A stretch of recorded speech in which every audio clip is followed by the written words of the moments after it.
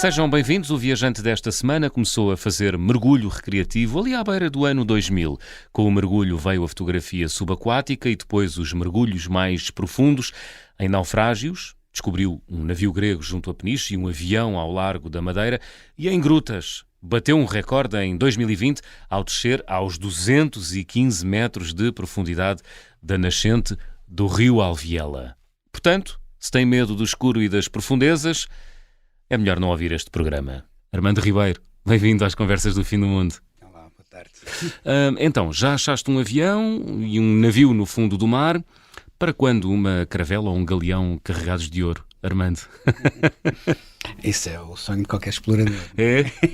Só que para fazer esse tipo de descoberta é preciso meios, muitos meios. Pois, porque... Não só financeiros como logísticos. E sendo eu uma pessoa que faço este tipo de atividade por desporto, vá dizer assim, por hobby. É um hobby, não é? É um hobby, não está no horizonte a descobrir-se, a não ser que seja um acaso. Pode acontecer também. Já, por exemplo, este navio grego que achaste ao largo de Peniche, foi um acaso ou já sabias que ele andava por ali? Foi um acaso. Um acaso, um dia que eu fui mergulhar a Peniche e na saída do mergulho encontrei uns pescadores que me disseram que tinham umas marcas de uns destroços que não sabiam concretamente o que é que era. E eu pedi-lhes as marcas e eles disseram-me: sim senhora, vamos mandar as marcas, e a conversa ficou por aí. Passou-se 1 mês, 2 meses, ao fim de 2 meses realmente recebi as marcas. O pescador mandou-me as marcas e fiquei surpreso. Bom, combinei com mais 2 ou 3 amigos, contratámos um barco e fomos à procura destas marcas, dadas por GPS, e na realidade ao fim de andarmos cerca de 1h30, 2 horas ali a navegar para a frente e para trás para ver se encontrávamos alguma coisa com as sondas. Apesar de termos a marca, no mar encontrar qualquer coisa é sempre muito difícil. Pois. E realmente encontramos ali um relevo que não era expectável naquele fundo, que era um fundo de areia, e resolvemos ir mergulhar, e quando mergulhámos encontramos um casco, um barco. Que barco era? Era um cargueiro grego que trazia ferrite. E que ao apanhar mar mau houve água que entrou nos porões e que entrou depois por sua vez água para as caldeiras, fez explodir as caldeiras e o barco depois naufragou. Ok. Quando as caldeiras explodiram, Isso o barco partiu. Isto foi em 66? 66. Portanto é um barco relativamente bem conservado. Não está muito bem conservado porque as caldeiras explodiram, partiram o barco ao meio, portanto temos a proa numa das pontas, a cerca de 150 metros de distância da popa, da parte de trás do navio. De qualquer maneira, pouco como o Titanic, não é? Também está partido assim em dois ou em 3, não é? Está partido em 2 ou 3, mas a diferença é que este mede se calhar 60 metros, 70, 100 metros, talvez. O Titanic mede 285 metros. Era um bocadinho maior. Olha, e esse navio está a que profundidade? O navio está... Inicialmente nós não sabíamos que navio é que era, chamámos-lhe 66, porque era a cota da profundidade que estava, 66 metros. Ok. Mas depois fizemos muita investigação, começámos a apanhar relatos, inclusive depois chegámos à conclusão que era um navio grego, fomos à Embaixada Grega, pedimos à Embaixada Grega que nos dessem alguma informação, eles foram fantásticos, deram-nos o manifesto de um dos navios que tinha naufragado ali, começámos a cruzar a informação e chegámos à conclusão que era o Anjos Nicolaus, e a partir daí, pronto, ficou conhecido como Anjos Nicolaus. Temos o registro. Era um barco que tinha destino Portugal ou estava de passagem? Não, estava de passagem. O curioso disto como aliás muitos deles que passam por aqui, ali, não é? sim, Portugal é um... Nós temos aqui uma autoestrada à nossa porta, não é? No fundo é um ponto de passagem. De navios e também de muita bicharada, porque não é? Baleias... Tudo passa aqui. Passam, mas não ficam. Não sei se é bom ou mau, mas... Pois. Mas pronto. Mas é curioso, porque depois, passado uns meses novamente, estava em setembro a fazer um mergulho recreativo, um fulano que se virou para mim e disse-me: epá, vocês descobriram um barco que se chama... O meu avô tem fotografias desse barco a naufragar. Não. E como? É que ele estava num barco português que viu o barco a afundar e foram fazer o primeiro resgate. Portanto, foram os primeiros a aproximar-se do barco para fazer resgate das pessoas e fotografou o barco a navegar. Portanto, isto foi uma história que, ao longo dos 3 ou 4 anos que se seguiu após descobrimos o navio, fomos apanhando informação do navio, inclusive fotografias do naufrágio, o que tornou a história muito gira. Não é muito comum descobrirem-se naufrágios, ou é? Entre mergulhadores amadores, como é o teu caso, Armando? Não é muito comum, ainda para mais... Sendo que amadores aqui não tem nada depreciativo. Sim, claro. Não é a tua profissão. Não é muito comum, mas principalmente com amadores.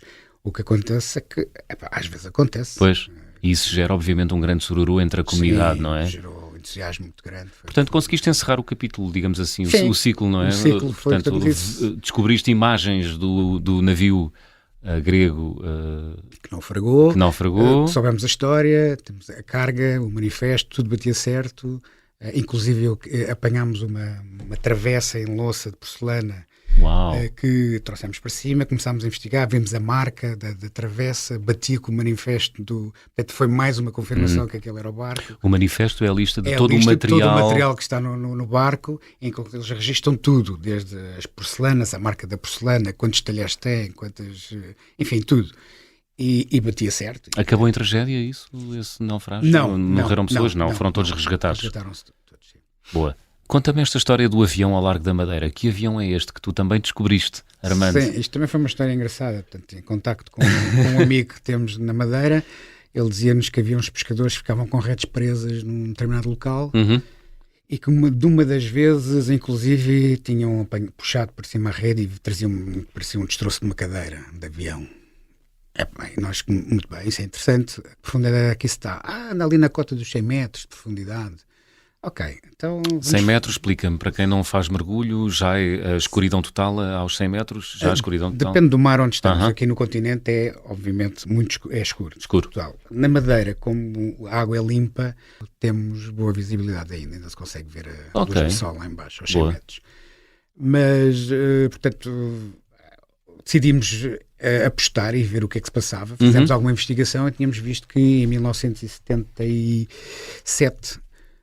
aliás, foi um ano negro da aviação de Portugal, na Madeira, porque em 77 caiu esse avião que era da SATA, um avião suíço, onde morreram cerca de 40 pessoas, e foi uma tragédia bastante grande. Portanto, o avião, ao fazer-se à pista, o avião baixou demais, estava mau tempo, e quando baixou demais, aqueles aviões na altura, que eram Caravelle, não conseguiu recuperar da descida, abrupta, e caiu no mar e partiu-se em vários pedaços.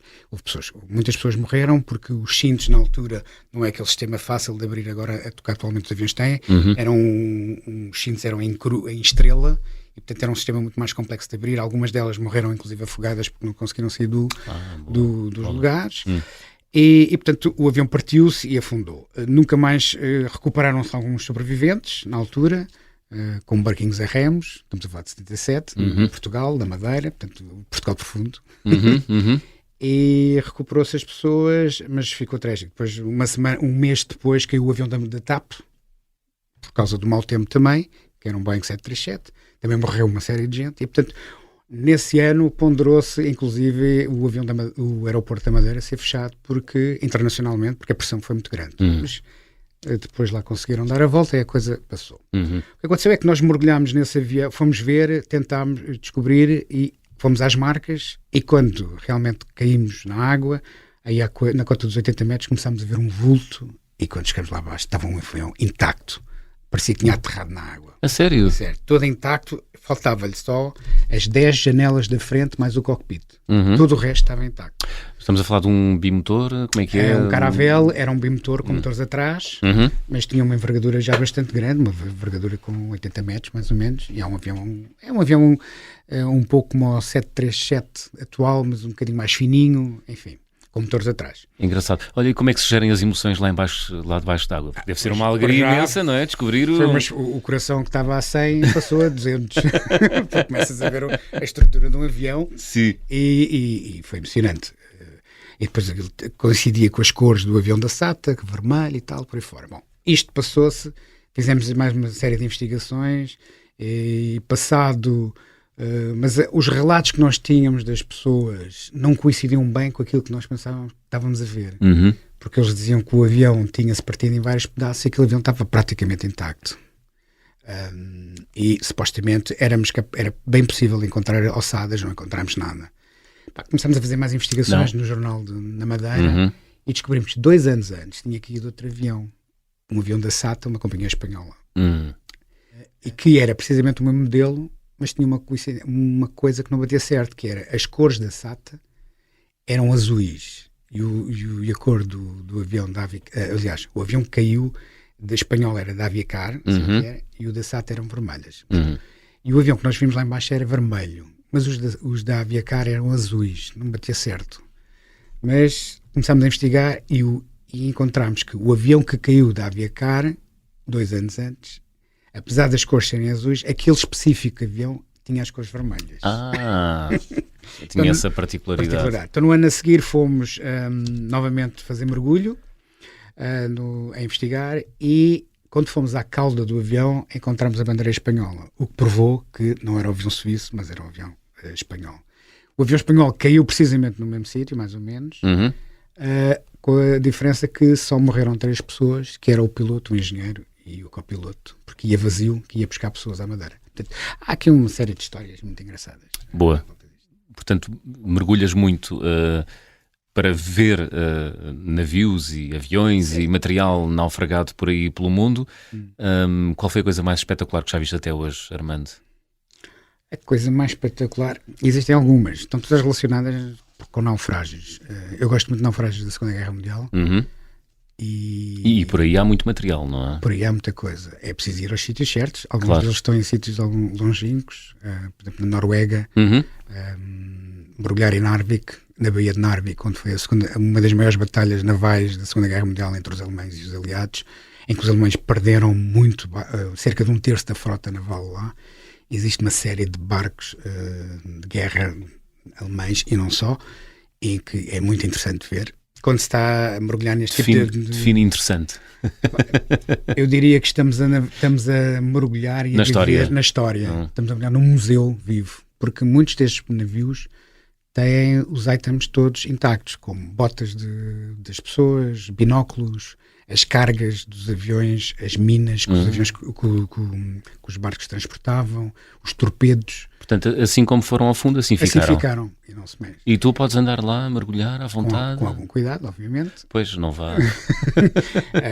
Não vai acontecer como em Inglaterra, que há o hábito dos mergulhadores mergulharem com pé de cabra e martelos e tirarem alguns souvenirs os ingleses têm muito esse hábito. E o que acontece muitas das vezes é que já aconteceu alguns trazerem munições para cima que não estão despoletadas, ainda estão prontas a explodir. E às vezes acontece. E às vezes dão-lhe uma martelada e aquilo explode. E depois acontecem assim uns acidentes estranhos. Pois, olha aí, por falar em acidentes estranhos e encontros assim estranhos, cadáveres, isso nunca... Não. Nunca encontraste nada disso. A única coisa que encontrei de vez em quando é uns tubarões a rirem-se para mim e umas moreias, mas nada de especial. Portanto, aí no mar de Península de Narvik, não é? Narvik. Na Noruega encontra-se muito material. É sobretudo da Segunda Guerra Mundial ou há coisas anteriores à Segunda Guerra Mundial por aí? Eu aí fui com o propósito de ver barcos da Segunda Guerra Mundial. Por exemplo, na Sardenha também mergulhei muito. Também o propósito foi ver navios da Segunda Guerra Mundial. Portanto, eu gosto muito dos navios dessa altura porque representam um período da história que eu acho interessante e que foi um acontecimento histórico muito relevante, não é? Foi sim, senhor, ainda hoje molda a nossa vida e o nosso continente, não é? Como sabemos, enfim, para quem acompanha as notícias. Olha, e no Pacífico também já mergulhaste? No Pacífico, já mergulhei. Porque também consta que é um bom local para observar, aliás, e há boa visibilidade lá, não é? No próximo dezembro vou fazer uma viagem até à Micronésia, onde vou mergulhar em Traralgon, que é onde foi fundada a frota japonesa, num dos ataques que os americanos fizeram, pouco depois do Pearl Harbor, digamos, em resposta aos japoneses. Eles sabiam que havia aquela Traralgon é uma lagoa considerável, em que os japoneses tinham uma base de abastecimento ali, e portanto, em tom de retaliação, eles atacaram aí a base e afundaram cerca de 70, 80 navios nessa zona. Portanto, aquilo é um paraíso para quem gosta de mergulhar, e os navios não estão assim tão fundos, estão na cota dos 70 metros. Eu digo não muito fundos, mas se tivermos em consideração que o mergulho recreativo é até aos 40 metros, já estamos a passar esses limites, não é? Mas é muito interessante e vai ser com certeza muito interessante, porque estão intactos, é completamente proibido tirar qualquer coisa. Pode-se ver, fotografar, filmar, mas tirar não. Olha, um mergulho para ir ver navios e aviões naufragados, isso é uma coisa que demora quanto tempo? Normalmente, uma vez. Com garrafa? Com garrafa, com o circuito aberto, é algo que tens de tirar os cursos mais básicos e tirar os avançados. E se tiver um mergulho até aos 40 metros, digamos que podes ir com relativa facilidade e estás limitado no tempo, obviamente. Mas é coisa para durar aqui 1 hora, 2 horas? A 40 metros já consegues só fazer um mergulhozito para ir de 20 minutos a 25 minutos. Ah, é? 20 minutos? Sim, se levares 2 garrafas, que fazes mais um bocadinho, mas depois tens o problema das descompressões, em que tens que ter em conta o período de descompressão que tens de fazer. Descompressão é quando sobes, tens que subir devagarinho, exatamente. Não é? Não podes subir tudo, não podes fazer os 40 metros num ápice, não. Senão vais ter um problema no cérebro, não é? no hospital ou pior. Isto porque quando tu mergulhas com ar comprimido, formam-se microbolhas no teu organismo. E essas microbolhas, quando se sobes, começam a abrir rapidamente. Portanto, tens que vir devagarinho para elas saírem, o teu organismo conseguir libertá-las suavemente. Quando estamos a falar em mergulhos de 100 metros, 150 metros, ainda é mais agravado. Não é? Mas aí já não vamos com circuito aberto, com garrafas normais. Utilizamos um sistema que é o Rebreather, que é um sistema que faz a reciclagem do ar e que permite estar em mais segurança e mais tempo debaixo de água. E silenciosos, não é? Já aqui se falou disso, do Rebreather, aqui num episódio anterior com a Teresa Amaro. Olha, vamos ter a oportunidade na segunda parte de ir mais fundo, porque tu também fazes mergulho em grutas, que é uma coisa que eu acho louca, mas explicar-me-ás melhor na segunda parte. Vamos abrir o álbum de viagem.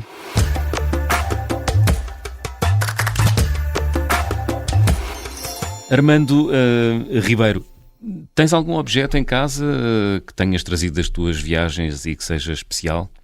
Na realidade, viagens / mergulhos. Na realidade não tenho um objeto que tenha trazido, porque como eu digo, quando se mergulha nestes ambientes não se pode tirar nada.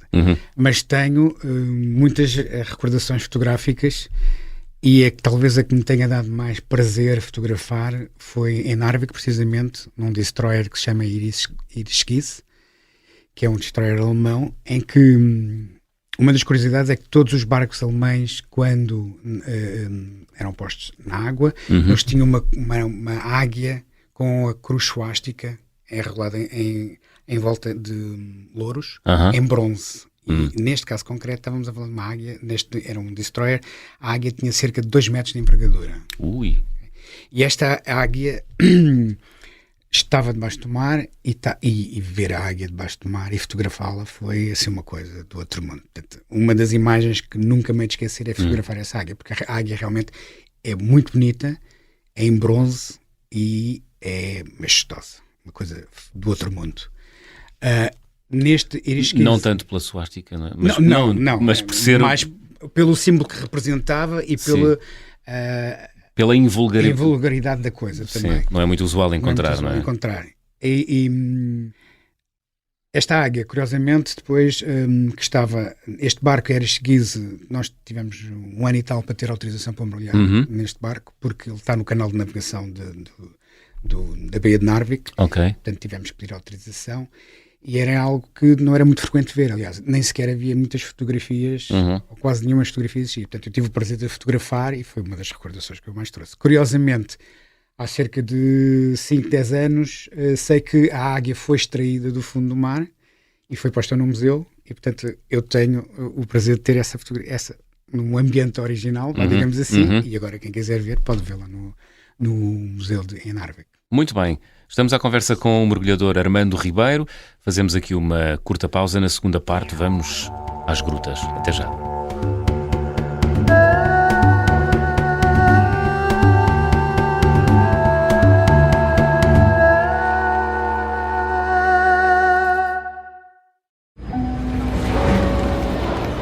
Em 1980, um avião da TAP com 83 passageiros a bordo é desviado para Madrid.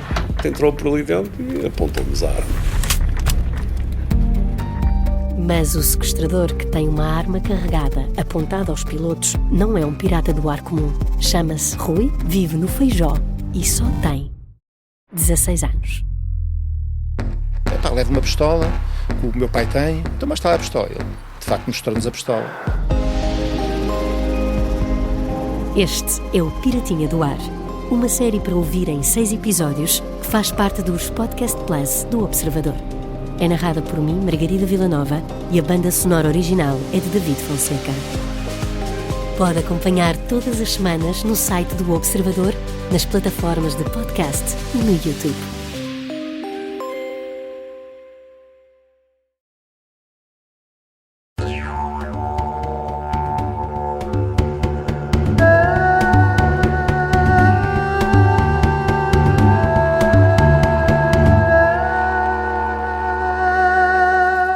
Segunda parte das conversas do Fim do Mundo, esta semana com o mergulhador Armando Ribeiro. Na primeira parte, o Armando já nos contou um pouco do seu percurso enquanto mergulhador a descobrir barcos e navios naufragados por aí, pelos nossos mares.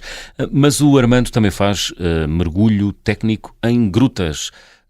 Porquê em grutas, Armando? O aparecimento do mergulho em grutas na minha vida foi um pouco porque o meu parceiro de mergulho habitual parou de mergulhar e nós fazíamos sempre expedições no mar lá fora. Ele parou de mergulhar e eu fiquei um pouco sozinho, e então a alternativa foi, porque não, grutas. Comecei a mergulhar por brincadeira em 2005 nas grutas, mas nunca levei muito a sério.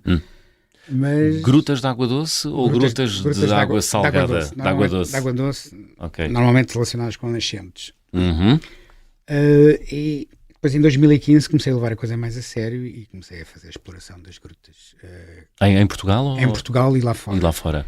O intuito era descobrir a origem de onde vem a água, portanto, e cartografar todas essas nascentes, que acaba por ser um trabalho bastante interessante, porque uma pessoa quando vê uma nascente vê um buraquinho e vê que a água sai dali, um pouco mais sabe. Eventualmente depois há uns estudos teóricos que se calcula que a água venha de algum sítio, de acordo com algumas ressonâncias que são feitas e por aí fora. Portanto, mas não há nada como ir, entrar e ver de onde é que realmente vem e fazer um mapeamento disso. Portanto, foi por aí que começou. Tu desceste aos 215 metros de profundidade da nascente do rio Alviela. E que há tudo loucura. Aliás, tens o recorde, não é? Porque nunca ninguém tinha ido tão fundo numa gruta em Portugal, é isso? Portugal, sim. O Alviela está ali na Serra de Miradouro. E, portanto, aquela gruta começou a ser mergulhada nos anos 50. Como deves calcular, naquela altura foram aos 30 metros de profundidade, fizeram uma penetração de 150 metros, foi uma loucura. Sim. Depois, em 2000, vieram os franceses cá, fizeram uma expedição na gruta e conseguiram atingir os 130 metros de profundidade e entraram cerca de 800 metros dentro da gruta, que foi bastante, fizeram mergulhos de 6, 7 horas. Também foi já bastante, já com rebridas nessa altura. O desafio pôs-me portanto, eu comecei a entrar na gruta, comecei a ir e em 2015 fui até aos 130 metros, onde os franceses tinham ido, e reparei que depois descobri uma chaminé que me dava a continuação da gruta e a partir daí foi sempre a ir para a frente. Que loucura! Atenção que o atingir os 215 Pois metros não foi num estalar de dedos. Demorou-me cerca de 3 anos, 4 anos, em que progressivamente eu fui acrescentando fio. Digamos que nós quando entramos na gruta temos que equipar a gruta, e portanto fui equipando a gruta de maneira a que todos os anos aumentava mais 150, 200 metros de distância e paralelamente ia também indo mais fundo, porque a gruta ia descendo. E, portanto, em 2020 proporcionou-se, eu fiz um mergulho em outubro, portanto eu estava na cota dos 190 metros já nessa altura, e quando arrisquei fui até aos 205 metros e vi que aquilo continuava, e então, por que não? Isto em outubro, e em novembro o tempo continuou bom, e então disse, por que não? E tentar mais um pouco. E cheguei até aos 215, e depois chegou a altura de vir para fora, para casa, porque aos 215 metros já tinha cerca de 8 horas de descompressão, e já estamos ali num patamar interessante e já com algum perigo. Muito bem. Mas lá embaixo há galerias onde é possível sair da água e... Não. É tudo baixo de água sempre. No caso do Alviela não, há outras grutas que sim. Por exemplo, o Almonda tem algumas zonas secas que permite entramos e depois apanhamos zonas secas. e depois tornamos a entrar novamente na água. Neste caso concreto, no Alviela, não. É sempre água. Assim que entramos, é sempre água. Não há ponta por onde sair. Por isso é que se diz que mergulhar em gruta é cerca de 10 vezes mais perigoso do que mergulhar em mar. Porquê? Porque não temos luzes, porque não se pode vir para cima, temos que sair pelo sítio que entramos. Enfim, tem uma série de condicionantes que não existem no mar e que aqui existe. Muito bem. E tu gostas mais de gruta ou de mar? Mergulho de gruta ou mergulho de mar, Armando? Difícil. São coisas totalmente distintas, mas eu acho que gosto tanto de um como do outro. Sim. É como perguntar a um pai qual é o filho preferido, não é? Então, qual é o carro melhor? Se é um ou outro, quando estamos a falar de topo de marca. Muito bem. A tua profissão não tem nada a ver com isto? A minha profissão é informático. Informático. Basicamente não tem nada a ver com isto. Olha, e como é que surgiu a paixão pelo mergulho, Armando? A paixão de mergulho foi eu sempre, quando era pequeno, sempre gostei de água. E sempre quis tirar o curso de mergulho e sempre fui um bocado preguiçoso em tirar o curso de mergulho. O problema foi quando tirei o curso de mergulho, nunca mais parei. E foi realmente por volta de 99, resolvi tirar o curso de mergulho e foi sempre a crescer, sempre crescente. Curiosamente, à medida que vou envelhecendo, vou fazendo cada vez mergulhos mais longos, profundos, e é o que é. Portugal é um bom sítio para os amantes do mergulho, ou estamos no fundo da tabela? Portugal tem sítios maravilhosos, como os Açores, por exemplo, que é fantástico para mergulhar. A Madeira também é um bom sítio, porque as águas são limpas. Portugal, o continente é uma zona mais difícil, a zona das Bolinhas é bastante bonita, mas todo o resto, o mar é muito duro e visibilidades não são assim tão boas, portanto, e águas frias também, pois. E portanto não se torna muito agradável mergulhar no continente propriamente dito. Em termos de grutas, tem uma série de grutas bastante interessantes, não são muitas, mas são interessantes. Então vá, diz-nos. O Almonda, o Alviela, a Quebrada de Cima. Onde é a Quebrada de Cima?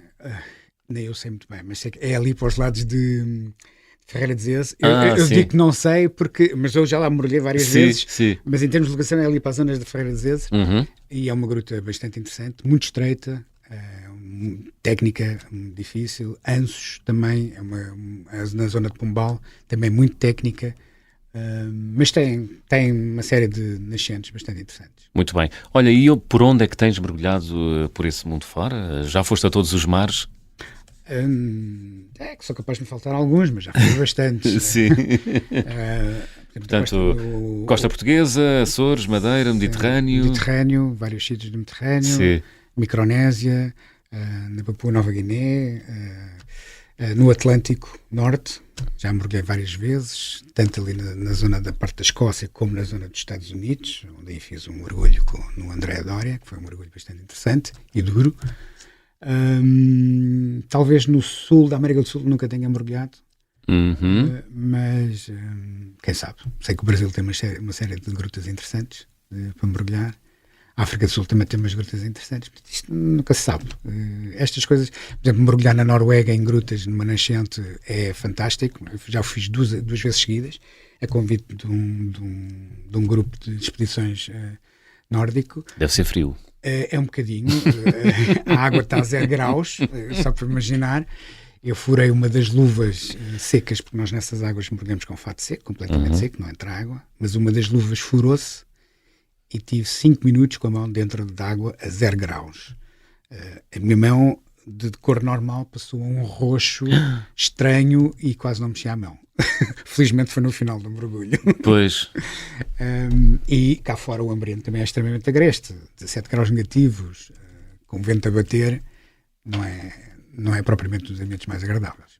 Água gelada? Há água gelada lá ou não? Mergulhas em água gelada? Não é gelada, porque apesar de estar a 0 graus, ela não gela porque está com corrente e está dentro da gruta, e está sujeita à corrente da nascente, e acaba por não gelar, teria que ser mais. Mas o percurso até lá chegar, apanhamos muitos cavidades para entrar completamente geladas, em que nós fazemos ski, ou scu, digamos assim, dentro daquilo, para chegarmos à água. Espetacular. Olha, Armando, estamos aqui a chegar ao fim da segunda parte do programa desta semana. Vamos fazer check-out. Vamos embora. Vou pedir-te para completar as habituais frases.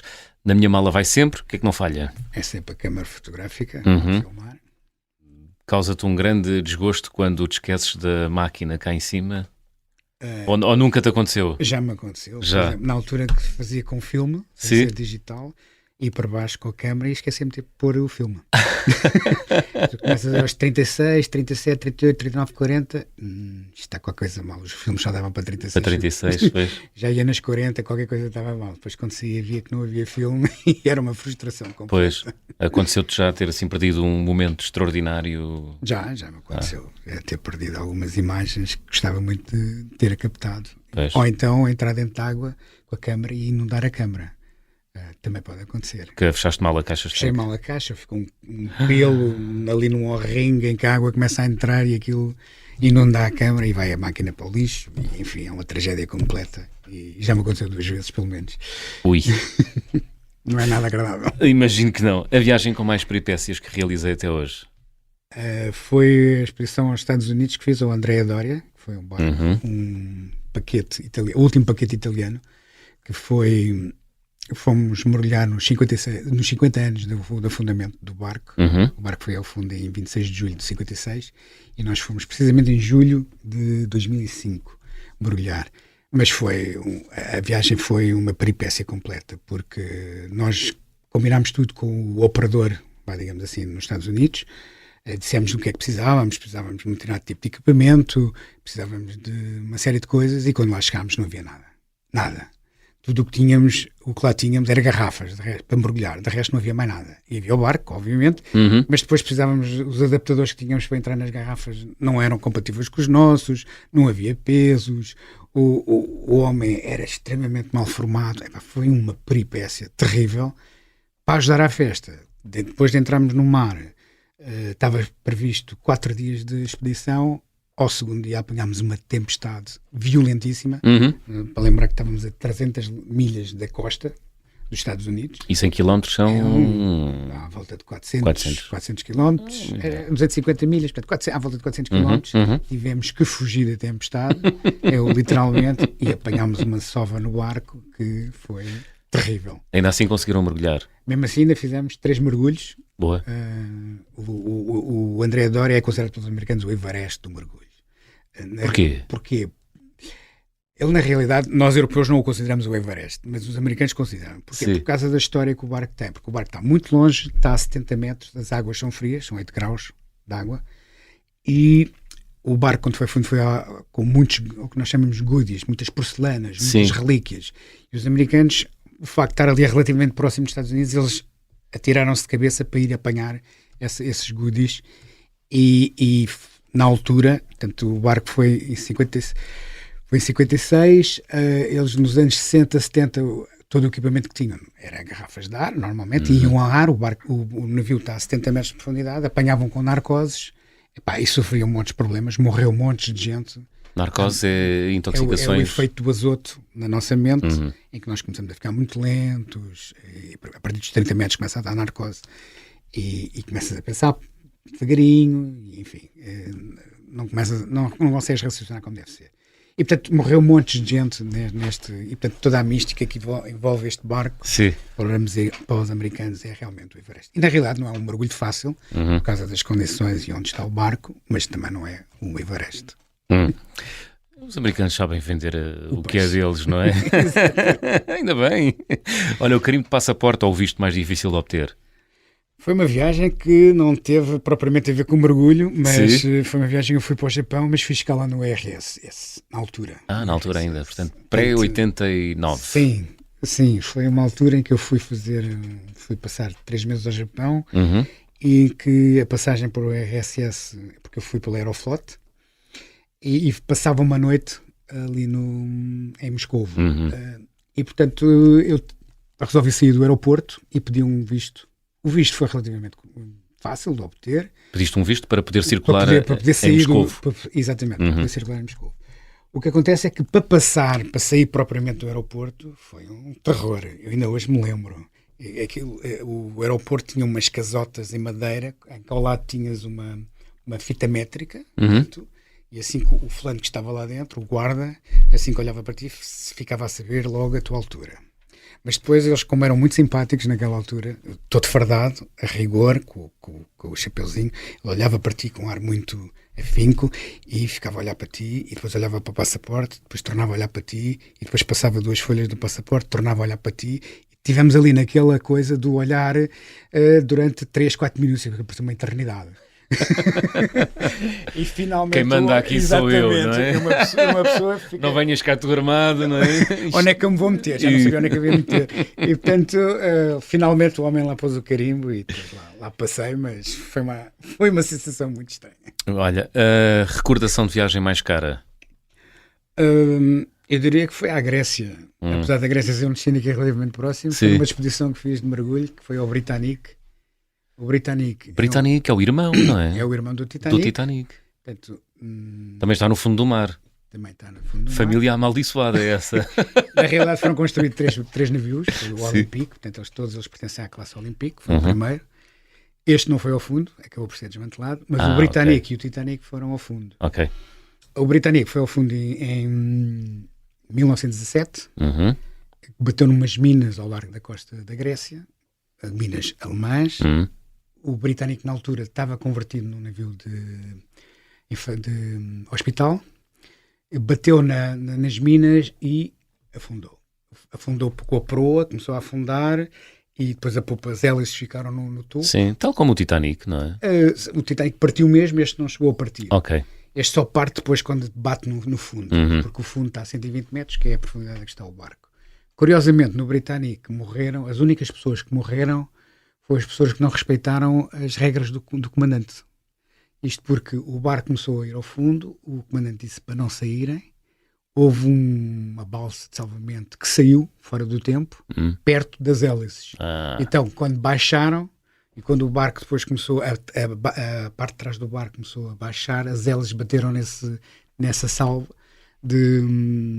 e as pessoas que estavam nesse barco morreram. Foram as únicas que morreram. Todas as outras se salvaram.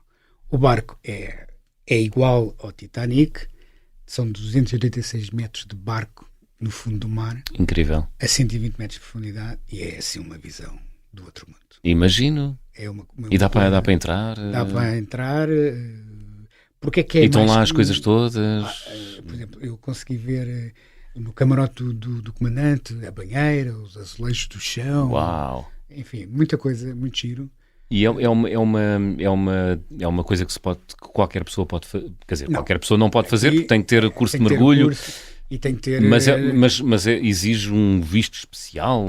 Na altura, quando mergulhei, sim, exigia um visto. É preciso uma autorização especial para mergulhar no Britannic. O governo grego controlava muito as idas aqui a este barco e tinha que se pagar bastante. Okay. Daí eu dizer que é das mais caras, porque... Quanto é que custa essa brincadeira? Foi muito. Já tive que mandar para lá uma palete de equipamento. Sim. Com garrafas. Tive que mandar todo o meu equipamento, Caramba. todas as garrafas, tudo isso. E depois... Muitas horas a trabalhar como informático para pagar isso. Foi muitas horas mesmo. Olha, a refeição mais estranha, qual foi? Foi uma viagem que não está relacionada com o mergulho, mas foi uma viagem que eu fiz ao Tibete, que era uma das viagens de sonho que eu sempre tive. Boa. Em que comecei no Nepal, em Katmandu, e depois atravessei aquilo tudo de jeep até ao Tibete. E alguns no Tibete, não me pergunto onde já, mas alguns no Tibete, eu vi uma família de locais a comerem debaixo de um templo, da porta de um templo. E eu achei aquilo muito curioso, aproximei-me deles e eles foram extremamente simpáticos e ofereceram o que estavam a comer. O que é que eu comi? Não sei muito bem. Sei que era carne seca com umas batatas que estavam dentro de um saco. E eles lá me deram aquilo era extremamente salgado, eu agradeci muito, e a única coisa que eu tinha eram uns snacks, e dei-lhes uns snacks e ficámos todos contentes. Olha, gostava de viajar com Armando? Gostava de viajar com o Jacques Cousteau. Figura maior dos nossos oceanos, exato, não é? Exato, foi uma referência. Pioneiro. Eu cresci com essa referência, foi ele que desenvolveu os escafandros autónomos, portanto, os reguladores atuais... Foi ele que os desenvolveu. Portanto, paravas para ver televisão e os programas do Jacques Cousteau. Tinha 8, 9 anos e lembro-me precisamente de ver esses programas dele na televisão e achava o máximo. É incrível, não é? Porque o Jacques Cousteau inspirou Muita gente. Muita gente. Desta não é? geração. Pelo menos da minha geração. Agora é o YouTube, já não é a televisão. Exatamente. Não é? Mas sim, aquelas exposições que ele fazia no Calypso eram fantásticas. Aquilo era... Seu mítico barco. Muito bem. Armando, foi um gosto. Muito obrigado. Obrigado, eu. Falta a música. Que música é que escolheste para fechar o programa desta Escolhi semana? o Nickelback, What Are You Waiting For? Que acho que é uma música que muitas vezes nós estamos à espera de fazer qualquer coisa e não sabemos porquê. Esta música retrata um bocado isso. Chama Muito a atenção bem. disso. E tu estás à espera a contar os dias para ires à Micronésia, não é? Trek Lagoon. Bons mergulhos, Armando. Obrigado por teres vindo às conversas do fim do mundo. Obrigado. Nickelback a fechar o programa desta semana. Estamos de regresso de hoje a 8 dias. Já sabem, sejam bons e boas viagens. Are you waiting on a lightning strike? Are you waiting for the perfect night? Are you waiting till the time is right? What are you waiting for? Don't you wanna learn to deal with fear? Don't you wanna take the wheel and steer? Don't you wait another minute here? What are you waiting for? What are you waiting for? Gotta go and reach for the top. Believe in every dream that you've got. You're only living once, so tell me, what are you waiting for? You know you gotta give it your all. And don't you be afraid if you fall. You're only living once, so tell me, what are you waiting for? Are you waiting for the right excuse? Are you waiting for a sign to choose? While you're waiting, it's the time you lose. What are you waiting for? Don't you wanna spread your wings and fly? Don't you really wanna live your life? Don't you wanna love before you die? What are you waiting for? What are you waiting for? Gotta go and reach for the top. Believe in every dream that you've got. You're only living once, so tell me, what are you waiting for? You know you gotta give it your all. And don't you be afraid if you fall. You're only living once, so tell me, what are you waiting for? Tell me what you're waiting for. Show me what you're aiming for. What you gonna save it for? What you really waiting for? Tell me what you're waiting for. Show me what you're aiming for. What you gonna save it for? What you really waiting for? Everybody's gonna make mistakes, but everybody's got a choice to make. Everybody needs a leap of faith. When are you taking yours?